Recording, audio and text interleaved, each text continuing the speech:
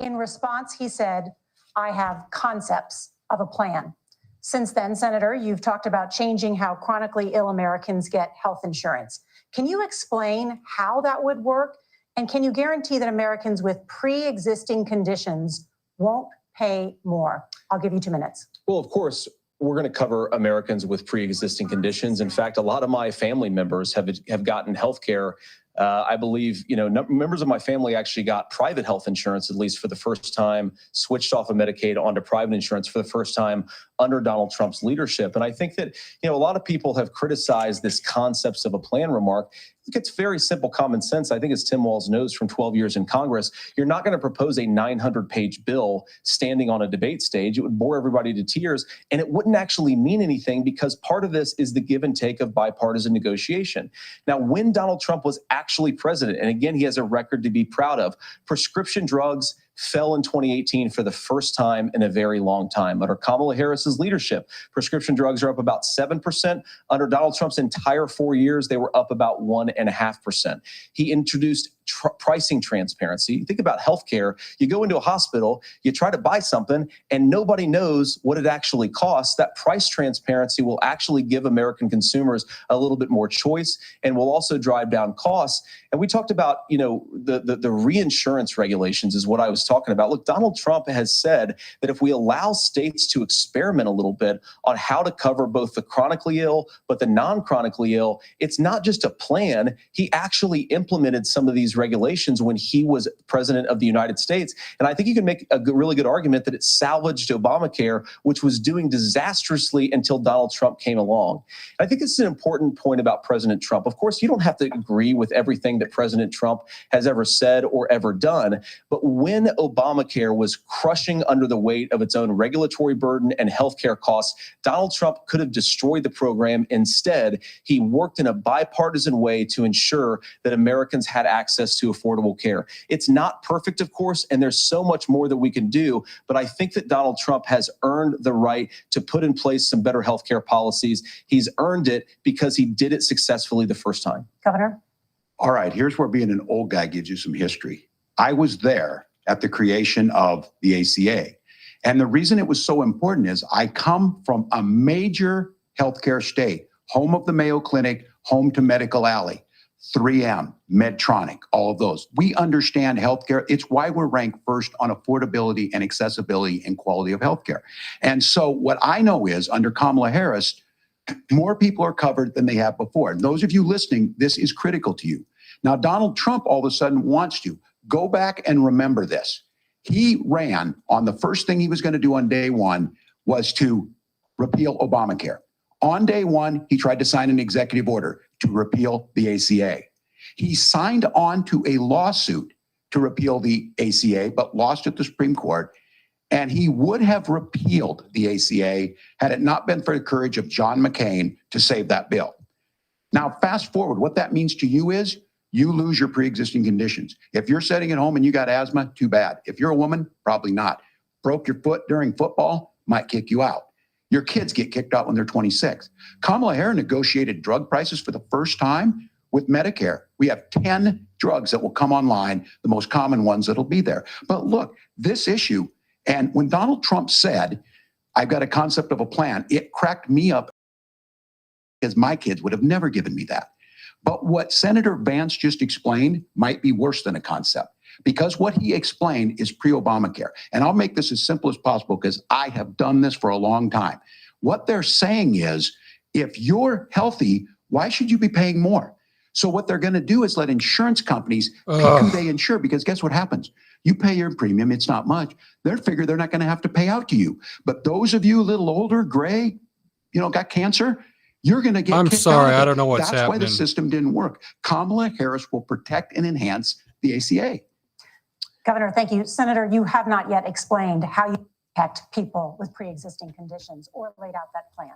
Well, look, we currently have laws and regulations in place right now that protect people with pre-existing conditions. Sorry, everyone. Keep those regulations in place, but we also want to make the health insurance marketplace function a little bit better. Now, what Governor Walz just said is actually not true. A lot of what happened and the reason that Obamacare was crushing under its own weight is that a lot of young and healthy people were leaving the exchanges. Donald Trump actually helped address that problem, and he did so in a way that preserved people's access to coverage who had pre-existing conditions. But again, something that these guys do is they make a lot of claims about if Donald Trump becomes president, all of these terrible consequences are going to ensue. But in reality, Donald Trump was president. Inflation was low, take-home pay was higher, and he saved the very program from a Democratic administration that was collapsing and would have collapsed absent his leadership. He did his job, which is govern in a bipartisan way and get results, not just complain about problems, but actually solve them. Governor, did enrollment under the Affordable Care Act go up under the Trump administration? It's higher now that we've seen it go up. Look, people are using it. The system works. And the question about this of young people or whatever, that's the individual mandate piece of this. And Republicans fought tooth and nail saying, well, Americans should be free to do this. Well, then so what you happens think the is individual mandate's a good idea? you shrink. I think the idea of making sure the risk pool is broad enough to cover everyone, that's the only way insurance works. When it doesn't, it collapses. You are asking pre-ACA where we get people out. Look, people know that they need to be on health care. People expect it to be there. And when we are able to make it, and we are making it this way, when we incentivize people to be in the market, when we help people who get there, and we make sure then when you get sick and old, it's there for you. Because I heard people say, well, I don't want to buy into Medicare or whatever. Good luck buying healthcare once you get past 70. So look, the ACA works. We can continue to do better. Kamala Harris did that. The way she made everything better was negotiating those 10 drugs on Medicare for the first time in American history. Thank you. Margaret? Can I address that? I apologize. We're out of time. We have a number of subjects to discuss. Margaret? Let's talk about families in America. There is a child care crisis in this country, and the United States is one of the very few developed countries in the world without a national paid leave program for new parents. Governor Walz, you said that if Democrats win both the White House and Congress, this is a day one priority for you. How long should employers be required to pay workers while they are home taking care of their newborns? You have 2 minutes. Yeah, well, that's negotiable, and that's what Congress worked. But here's what the deal is. Americans sitting out there right now, you may work for a big company. Look, we're home in Minnesota to some of the largest Fortune 500 companies. Kamala Harris knows that in California. Those companies provide paid family and medical leave. One is, I think they're moral and they think it's a good thing, but it also keeps their employees healthy. We in Minnesota passed a paid family and medical leave. You have a child, and I had to go back to work 5 days after my kids were born. This allows you to stay home a certain amount of time. What we know is that gets the child off to a better start. The family works better. We stay in their employers. We get more consistency in that. So Kamala Harris has made it, and we see growth. That's how you become a pro-business state. But the negotiations on it, and here's the issue. Those big companies are able to offer it. Those of you out there who don't have it, just imagine what happens if you get cancer or your child gets sick. We know what happens. You end up staying home. In some cases, that means no paycheck because you've got no protection on that. This is the case of an economy that Donald Trump has set for the wealthiest amongst us. He's willing to give those tax breaks to the wealthiest. He's willing to say, bust those unions up, do whatever. What we're saying is the economy works best when it works for all of us. And so a paid family medical leave program, and I will tell you, go to the families or go to the businesses and ask them. As far as childcare on this, you have to take it at both the supply and the demand side. You can't expect the most important people in our lives to take either our children or our parents to get paid the least amount of money. And we have to make it easier for folks to be able to get into that business and then to make sure that folks are able to pay for that.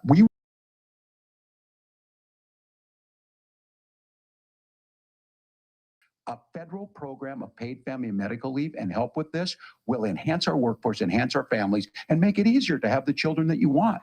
Governor, your time is up. Senator, do you support a national paid leave program? And if so, for how long should employers be mandated to pay their employees while they are home taking care of their newborn? You have 2 minutes. Yeah, well, first of all, Margaret, a number of my Republican colleagues and some Democrats too have worked on this issue. And I think there is a bipartisan solution here because a lot of us care about this issue. I mean, look, I speak from this very personally because I'm married to a beautiful woman who is an incredible mother to our 3 beautiful kids, but is also a very, very brilliant corporate litigator. And I'm so proud of her. But being a working mom, even for somebody with all of the advantages of my wife, is extraordinarily difficult.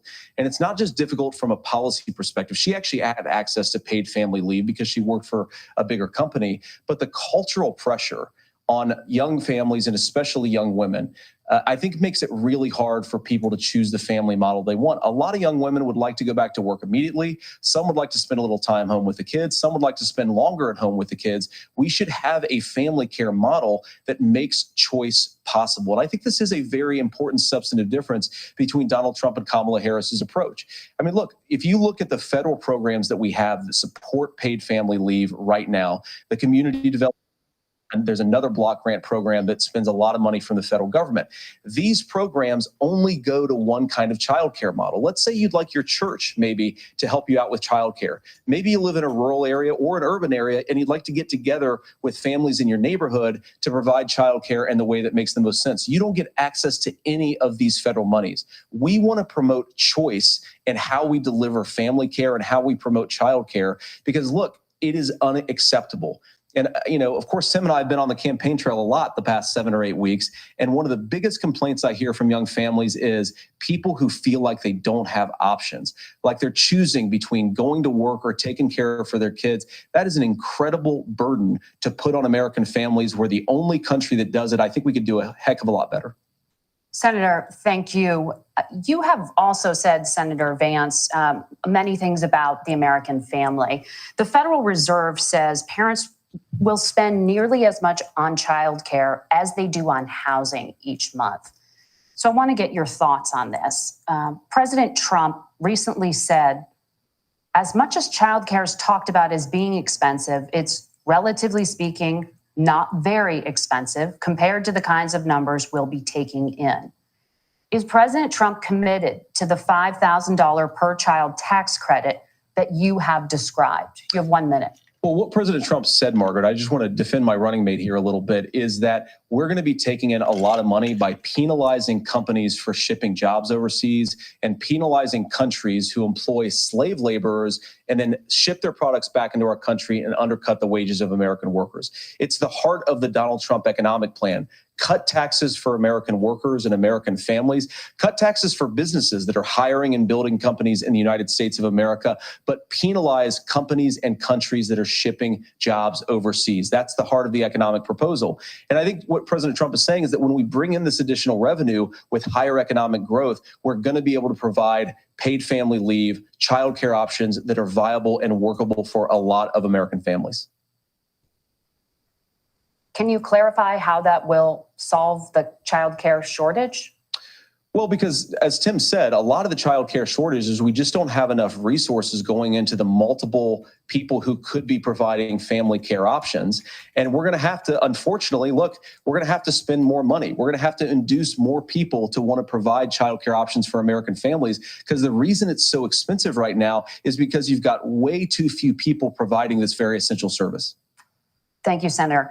Governor Walz, your ticket also has some child care tax credit proposals. Do you think Congress will agree to the $6,000 credit for newborns and $3,000 credit for children over the age of 6, as your campaign has promised? Is that realistic? Well, if these members of Congress are listening to anybody, I can tell you, and this is the biggest issue. Everybody listening tonight knows. I mean, I'm sure they were shocked to hear it's not that expensive. And let's be clear, whether it's $5,000 or $6,000, that pays you about 3 or 4 months.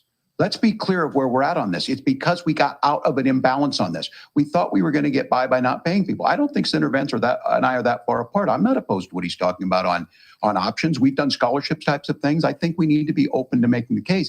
But the issue here is, the question you asked is, you're not going to pay for it with these tariffs. That's just adding another $4,000 on the family and taking less. So not only do they not get the money to pay for that, they're $4,000 in the hole. That's Wharton School. That's his alma mater. And so I think the issue here is, if those members of Congress, I can't believe they're not. When I go to businesses, sure, they'll talk about taxes sometime, but they will lead with childcare and they will lead with housing, because we know the problem is, especially in a state like Minnesota, we need more workers because our economy is growing, but we need the workforce.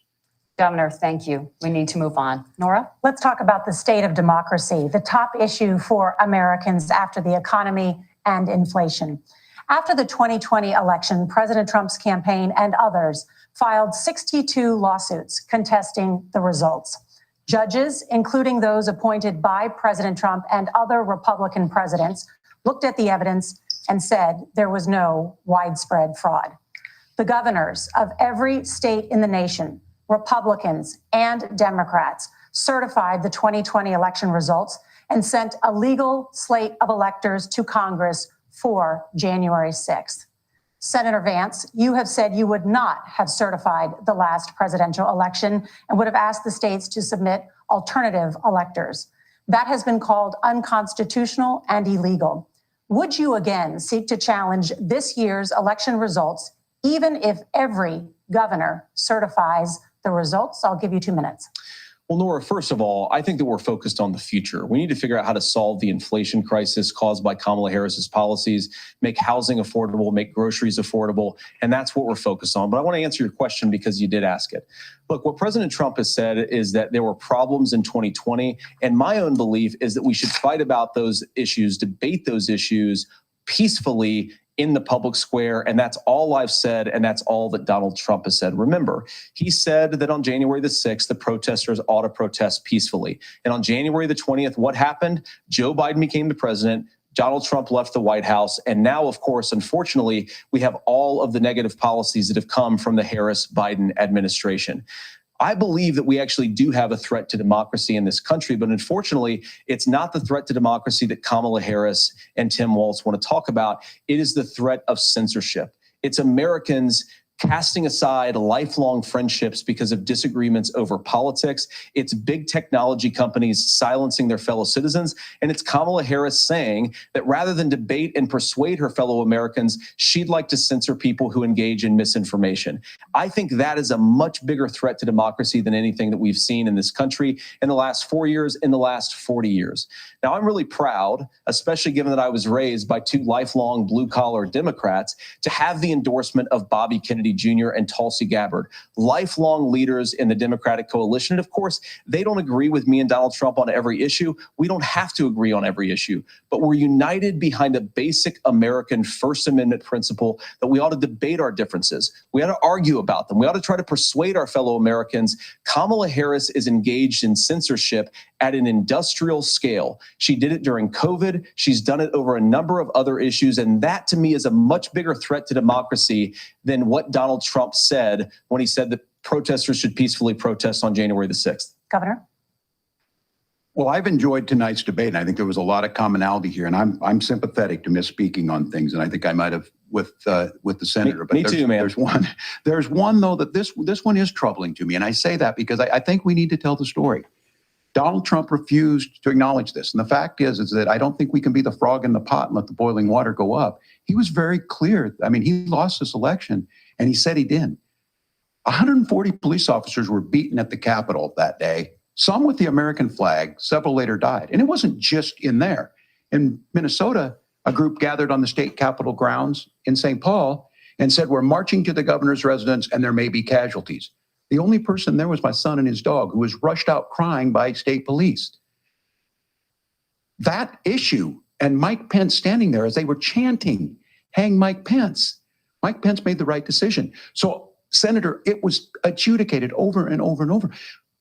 I worked with kids long enough to know, and I said as a football coach, sometimes you really want to win, but the democracy is bigger than winning an election. You shake hands, and then you try and do everything you can to help the other side win. That's what was at stake here. Now, the thing I'm most concerned about is the idea that imprisoning your political opponents, already laying the groundwork for people not accepting this. And a president's words matter.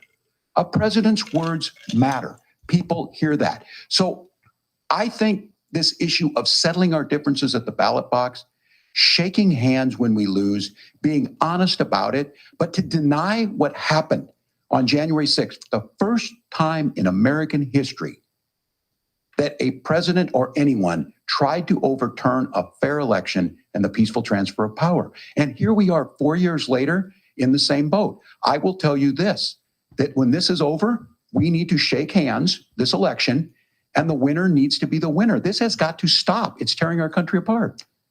Margaret? Senator Vance, did you want to respond to that? Yeah, well, look, Tim, first of all, it's really rich for Democratic leaders to say that Donald Trump is a unique threat to democracy when he peacefully gave over power on January the 20th, as we have done for 250 years in this country. We are going to shake hands after this debate and after this election. And of course, I hope that we win, and I think we're going to win. But if Tim Walz is the next vice president, he'll have my prayers, he'll have my best wishes, and he'll have my help whenever he wants it. But we have to remember that for years in this country, Democrats protested the results of elections. Hillary Clinton in 2016 said that Donald Trump had the election stolen by Vladimir Putin because the Russians bought like $500,000 worth of Facebook ads. This has been going on for a long time. And if we want to say that we need to respect the results of the election, I'm on board. But if we want to say, as Tim Walz is saying, that this is just a problem that Republicans have had, I don't buy that. Governor. January 6th was not Facebook ads. And I think a revisionist history on this. Look, I don't understand how we got to this point. But the issue was that happened. Donald Trump can do it. And all of us say there's no place for this. It has massive repercussions. This idea that there's censorship to stop people from threatening to kill someone, threatening to do something, that's not censorship. Censorship is book banning. We've seen that. We've seen that brought up. I just think for everyone tonight, and I'm going to thank Senator Vance, I think this is the conversation they want to hear. And I think there's a lot of agreement, but this is one that we are miles apart on. This was a threat to our democracy in a way that we had not seen. And it manifested itself because of Donald Trump's inability to say. He is still saying he didn't lose the election. I would just ask that. Did he lose the 2020 election? Tim, I'm focused on the future. Did Kamala Harris censor Americans from speaking their mind in the wake of the 2020 COVID situation? That is a damning non-answer. It's a damning non-answer for you to not talk about censorship. Obviously, Donald Trump and I think that there were problems in 2020. We've talked about it. I'm happy to talk about it further. But you guys attack us for not believing in democracy. The most sacred right under the United States democracy is the First Amendment. You yourself have said there's no First Amendment right to misinformation. Kamala Harris wants to use the power of government and big tech to silence people from speaking their minds. That is a threat to democracy that will long outlive this present political moment. I would like Democrats and Republicans to both reject censorship. Let's persuade one another. Let's argue about ideas, and then let's come together afterwards. You can't yell fire in a crowded theater. That's the test. That's the Supreme Court test. Tim, fire in a crowded theater. You guys wanted to kick people off of Facebook for saying that toddlers shouldn't wear masks. Senator, the governor does have the floor. Fire in a crowded theater. That is criticizing the policies of the government, which is the right of every American. Senator, the governor does have the floor for 1 minute to respond to you. Yeah. Well, I don't run Facebook. What I do know is I see a candidate out there who refused, and now again, and this, I'm pretty shocked by this. He lost the election. This is not a debate. It's not anything anywhere other than in Donald Trump's world. Because look, when Mike Pence made that decision to certify that election, that's why Mike Pence isn't on this stage. What I'm concerned about is, where is the firewall with Donald Trump? Where is the firewall if he knows he could do anything, including taking an election, and his vice president's not going to stand to it? That's what we're asking you, America. Will you stand up? Will you keep your oath of office, even if the president doesn't? And I think Kamala Harris would agree. She wouldn't have picked me if she didn't think I would do that, because of course that's what we would do. So America, I think you've got a really clear choice on this election of who's going to honor that democracy and who's going to honor Donald Trump. Governor, your time is up. Thank you, gentlemen. We will be right back with both of our candidates. The CBS News vice presidential debate continues.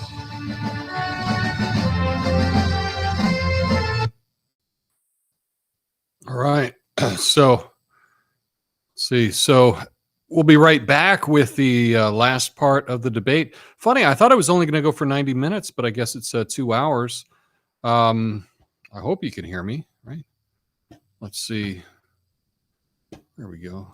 Yeah, looks like you can hear me. Anyway, yeah, big issues here with the tech today. I would go out and buy a computer if I knew, hey, this computer will work and will not have problems. I'm not sure it's on my end. My computer is actually maxed out. I got 32 gigs of RAM. I don't know why it's having issues, but it is. Anyway, what do you think of the debate so far? I agree with a lot of the comments that are coming in. Threat to democracy is just ridiculous. I do agree with Vance on that the greatest threat to democracy is censorship. And censorship is essentially, when we talk about censorship, we're talking about if whether or not you're allowed to criticize the government, right? That's what censorship is. It's not yelling fire in a crowded theater. It's, are you allowed to criticize Kamala or Joe Biden or Trump when he was in office? And let me tell you, when Trump was in office, anybody could criticize him. There was no issue. No one was being censored for criticizing Donald Trump. In fact, everyone seemed to be getting promoted for criticizing Donald Trump. I know firsthand the reason that my channel is so small. I think one of the reasons is I brought up some issues with Joe Biden even before he became president, back when he was vice president, and suddenly my channel tanked. You can't find it on Google, So I do think that the real issue is censorship.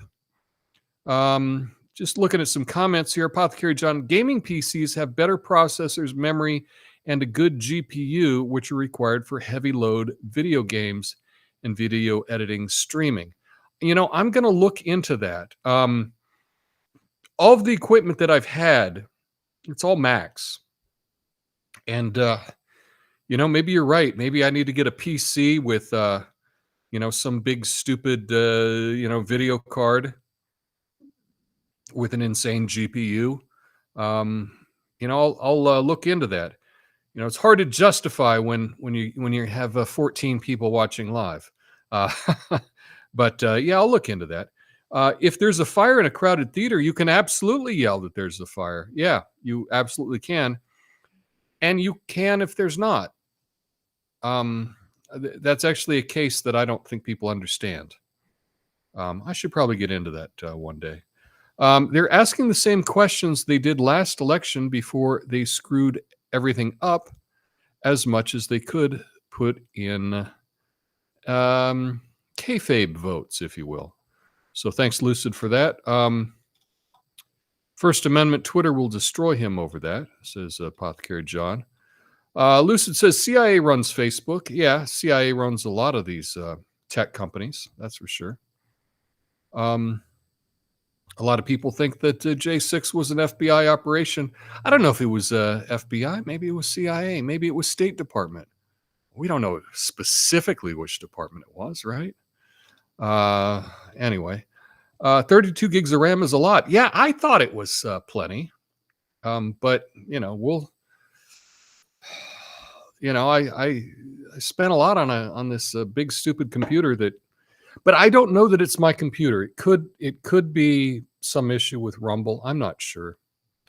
Don't be turned off if they have a lot of RGB, the pretty lights, LOL. Okay. Hey, we're back. And so let's get back into it.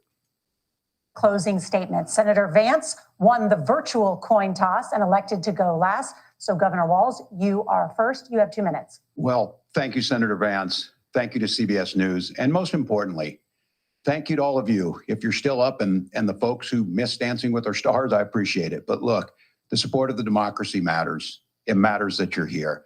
And I'm as surprised as anybody of this coalition that Kamala Harris has built, from Bernie Sanders to Dick Cheney to Taylor Swift, and a whole bunch of folks in between there. And they don't all agree on everything, but they are truly optimistic people. They believe in a positive future of this country and one where our politics can be better than it is. And I have to tell you that that better than it is the sense of optimism that there can be an opportunity economy that works for everyone, not just to get by, but to get ahead. And the idea that freedom really means something. Not the freedom of government to be in your bedroom or exam room, but the freedom for you to make choices about yourself. Now, look, we all know who Donald Trump is. He's told us, and as Maya Angelou said, believe him when he told you that. His first inaugural address talked about American carnage. And then he spent 4 years trying to maybe do that. Senator Vance tonight made it clear he will stand with Donald Trump's agenda. He will continue to push down that road. Excuse me. Kamala Harris gives us a different option. Now, I'll have to tell you, I'm going to be careful about the quotes, but there's one that Senator Vance said that does resonate with me. He said, Donald Trump makes the people I care about afraid. A lot of America feels that way. We don't need to be afraid. Franklin Roosevelt was right. All we have to fear is fear itself. Kamala Harris is bringing us a new way forward. She's bringing us a politics of joy. She's bringing real solutions for the middle class, and she's centering you at the heart of that. All the while asking everyone, join this movement, make your voices heard. Let's look for a new day where everybody gets that opportunity and everybody gets a chance to thrive. I humbly ask for your vote on November 5th for Kamala Harris. Governor Walz, thank you. Senator Vance, your closing statement. Well, I want to thank Governor Walz, you folks at CBS, and of course the American people for tuning in this evening. And one of the issues we didn't talk about was energy. And I remember when I was being raised by my grandmother, when she didn't have enough money to turn on the heat some nights because Ohio gets pretty cold at night and because money was often very tight. And I believe, as a person who wants to be your next vice president, that we are a rich and prosperous enough country where every American, whether they're rich or poor, ought to be able to turn on their heat in the middle of a cold winter night. That's gotten more difficult thanks to Kamala Harris's energy policies. I believe that whether you're rich or poor, you ought to be able to afford a nice meal for your family. That's gotten harder because of Kamala Harris's policies. I believe that whether you're rich or poor, you ought to be able to afford to buy a house. You ought to be able to live in safe neighborhoods. You ought to not have your communities flooded with fentanyl. And that too has gotten harder with because of Kamala Harris's policies. Now, I've been in politics long enough to do what Kamala Harris does when she stands before the American people and says that on day one, she's going to work on all these challenges I just listed. She's been the vice president for 3.5 years. Day one was 1,400 days ago, and her policies have made these problems worse. Now, I believe that we have the most beautiful country in the world. I meet people on the campaign trail who can't afford food, but have the grace and generosity to ask me how I'm doing and to tell me they're praying for my family. What that has taught me is that we have the greatest country, the most beautiful country, the most incredible people anywhere in the world. But they're not going to be able to achieve their full dreams with the broken leadership that we have in Washington. They're not going to be able to live their American dream if we do the same thing that we've been doing for the last 3.5 years. We need change. We need a new direction. We need a president who has already done this once before and did it well. Please vote for Donald Trump. And whether you vote for me or vote for Tim Walz, I just want to say, I'm so proud to be doing this and I'm rooting for you. God bless you and good night. Senator Vance, thank you. And thank you both for participating in the only vice presidential debate of this election cycle. I'm Margaret Brennan. And I'm Nora O'Donnell. And a reminder, there are just 35 days until Election Day. Please get out and vote. And for all of us here at CBS News, thank you and good night.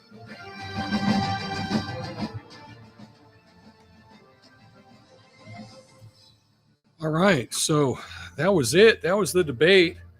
I still can't get my graphics up right. And you know what I'm disappointed in? Is I didn't get to use my cat meter. Now, I may have missed it. But did we even get one mention of a cat? My stream did get messed up right about an hour in. And I thought they were going to talk about cats because I was ready. When we got change, I could change it. Oh, we had one mention of cats. We had two mentions of cats. We had 69 mentions of cats. That's what I was hoping for, making my little cat meter. But I guess not. I guess no mentions of cats. Anyway, what did you all think? Yeah, cat meter. That's hilarious. Yeah, I thought for sure, they're eating the cats, they're eating the dogs. And we know that a couple years ago, Vance made a reference to the Democrats seem to be run by childless cat ladies. I thought cats would be mentioned in this debate, but didn't happen. Didn't happen. Oh well. Perhaps it was the cat meter that screwed up my stream. So perhaps that's the case. Overall, I don't know. I thought JD Vance looked really good. I thought he did well representing his point of view. I just don't like Tim Walz, but I think he probably did a lot better than we would have expected. He certainly didn't do all of the gyrations and the pointing and the the clapping and all the crap we see him doing at rallies and whatnot. And certainly he got a little bass in his voice. He didn't sound as effeminate as he normally does. So good on him for acting well. I don't know. I don't think that this will. I don't think this is going to move the needle. I think it may reassure people that JD Vance is not the demon that they might have thought he were. Tim Walz didn't look as crazy as a communist or as creepy as he normally looks to me. So I think they both did well for their sides. Those are my initial takes. What do you think? Gonzo says, I never really listened to Vance before. Very impressed. Yeah, he's pretty impressive. Meow, meow, meow, meow. That's right. I thought he did a really good job. I would have liked some more attacks. I would have liked if they attacked each other more, and we didn't get a whole lot of attacks. That could have just been what they were coached to do. They talked with the team. The team told them, this is what you just want to present yourself in a nice way. Don't come across too attacky, too mean. So, yeah, it is what it is. So, overall, I guess, who won? I don't think either of them lost, right? I don't think that people don't vote for vice presidents. They just don't. Right? You got Trump. People are voting for Trump or they're not. Right? They're voting for Kamala or they're not. Who the vice president doesn't really matter that much. One of the considerations is can you bring in a state perhaps or a group, a demographic that you might need help with. That's typically how they choose VPs. I would have liked to have attacked Tim Walz on how he ran Minnesota during the summer of love, during the summer of Floyd, burning Minnesota, but burning Minneapolis, and the fact that now we have police officers, first in the country, by the way, I believe, in Minnesota that are non-U.S. citizens. I think that would have been a good, scary thing to put out there, but I guess that wasn't the tactic that the Republicans were going with. Lucid says, this vice presidential debate didn't change my mind about voting for Donald. Well, again, you know what? If you're not in a swing state, your vote really doesn't matter. Let's be honest. I live in Oregon. It doesn't matter. I live in Portland, and I remember in 12 years ago or something, I think the city of Portland was voted 86%, I think, for John Kerry over George W. Bush. So I'm in the heart of the blue of blue. And so, unless you're in a swing state, who cares who you vote for, right? It doesn't matter. That's it. What's up, Judah? Nice to see Judah. I hear you are traveling. Is it you're on Route 66 already today, aren't you, Judah? Making the big trip from Chicago down to Missouri, Oklahoma City. It's so whatever. I can't remember all the lyrics. Gallup, New Mexico. Yeah. Didn't his wife say something about smelling the city burning and how it was a good thing or something. Yeah, but again, everybody's wife in politics, your spouse is going to do something stupid. So that's pretty much every spouse. No offense. Uh, but yeah, she made comments. She was very happy with the riots that were happening in Minneapolis. That's what I heard. And that she left the windows open so she could smell the burning tires, and it smelled like freedom or smelled like communism or whatever. But again, we're not choosing, a vice president based on who they married. Although,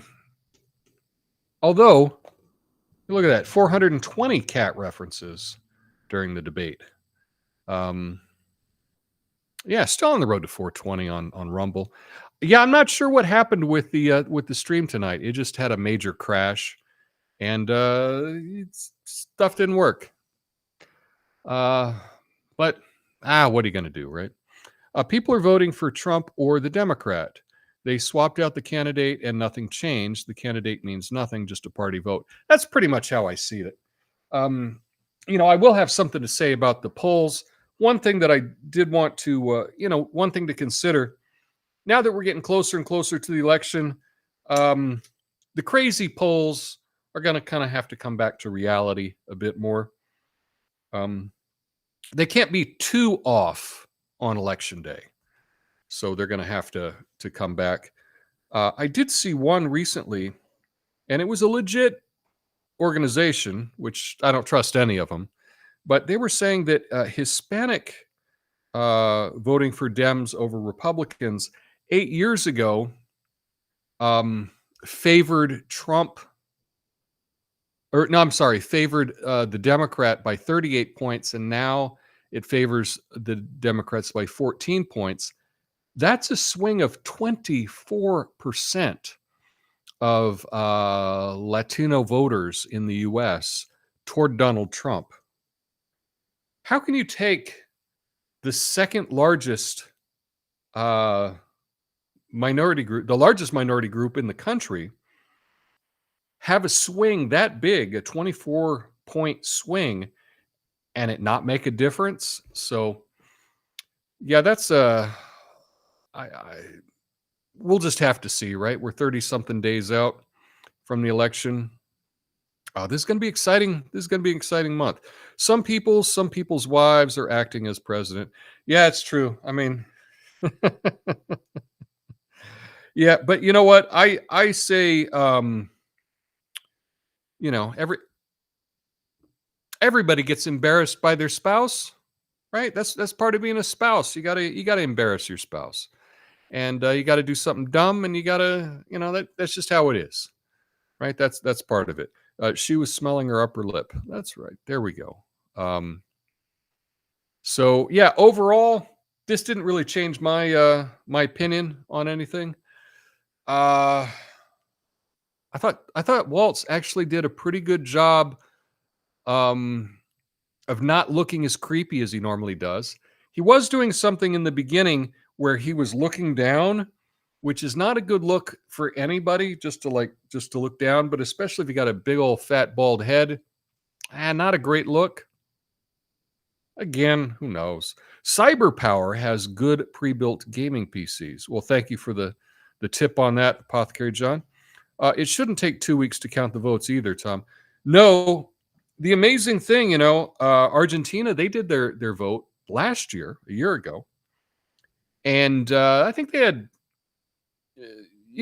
Argentina, not nearly as big as the U.S., of course, but they counted it all and announced their winner by hand. They were all hand counted ballots, and they knew the result by dinner. Okay, this can be done. I remember back in the 80s when I lived in Europe, and a friend of mine was Swedish, and I couldn't believe it because I was like, "You don't have voting machines?" What? She said, "No. We it's a hand ballot that we do." And I said, "Oh, a hand ballot? That's crazy." And she said, "Yeah, but we do the thing and they do it and they count it, and they know within a couple hours, they're able to count every single ballot in the country. Well, if they can do that in Sweden, if they can do that in Argentina, we should be able to do it here. That's for sure. So that's just ridiculous. But anyway, that's all I got for you all. That's all I've prepared. The cat counter. Let's see. We'll just leave the cat counter at 70. That's a good number there. But yeah, they didn't even talk about cats. How can they not talk about cats? I thought they were eating the cats. They didn't talk about cats at the debate either. Oh well. But maybe I'll be able to use my cat counter in a different video. We'll see. We'll work on it and see if it's for the next stream. Anyway, that's all I have for you today. I will be back tomorrow at noon on the West, 3 on the East Coast for a Big Idea Wednesday. Hope you all are doing fantastic. And yeah, have a good one. Until then, peace. Oh.